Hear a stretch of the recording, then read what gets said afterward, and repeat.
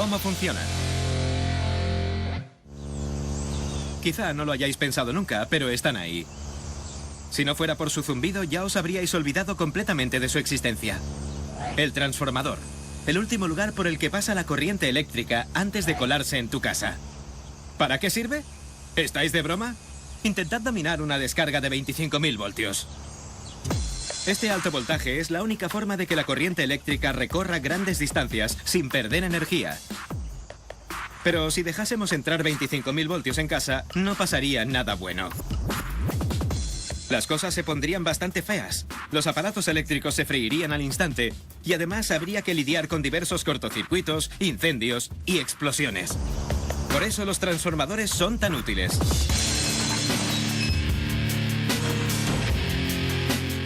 El exterior de un transformador no tiene gran cosa que ver. La borna alto voltaje, aquí es donde llegan los 25.000 voltios. El cuerpo del transformador es un simple cilindro de acero. En uno de los laterales hay 3 bornas de voltaje bajo.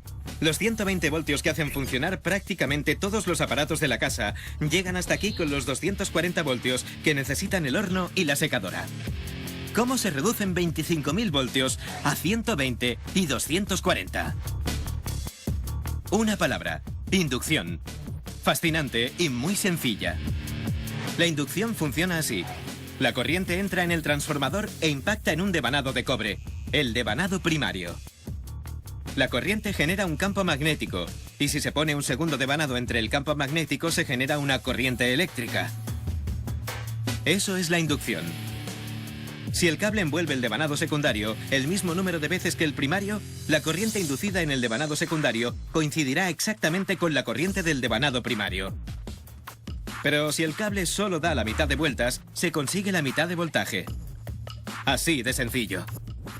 El voltaje del devanado secundario se controla aumentándolo o reduciéndolo, gracias al número de vueltas que da alrededor del devanado. Lo mejor de la inducción es que todo ocurre sin que los dos devanados tengan que tocarse.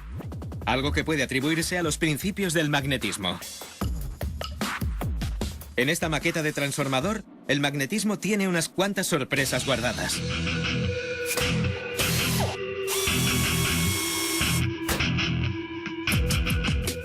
La primera, el transformador contiene exactamente 70 litros de aceite.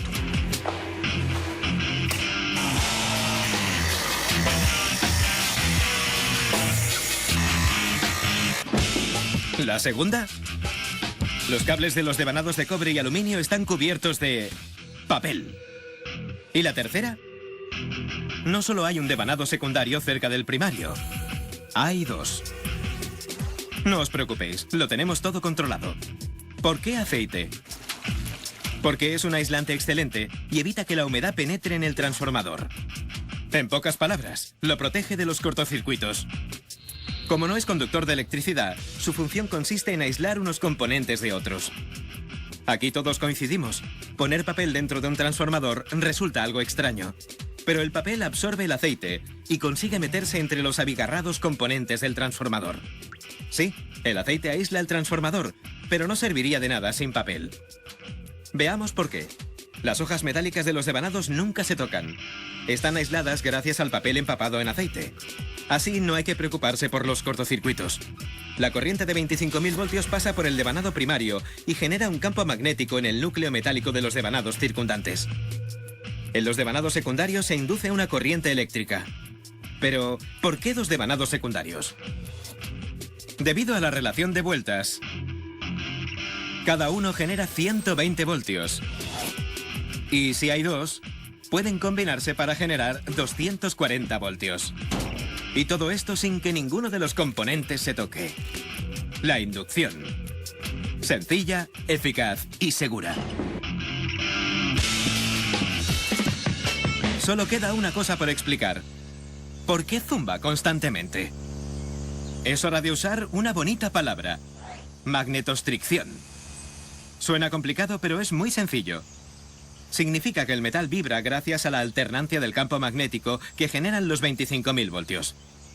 Una alternancia en el campo magnético significa que su dirección cambia. Con cada cambio de dirección, el metal se comba y vuelve a su forma original una y otra vez.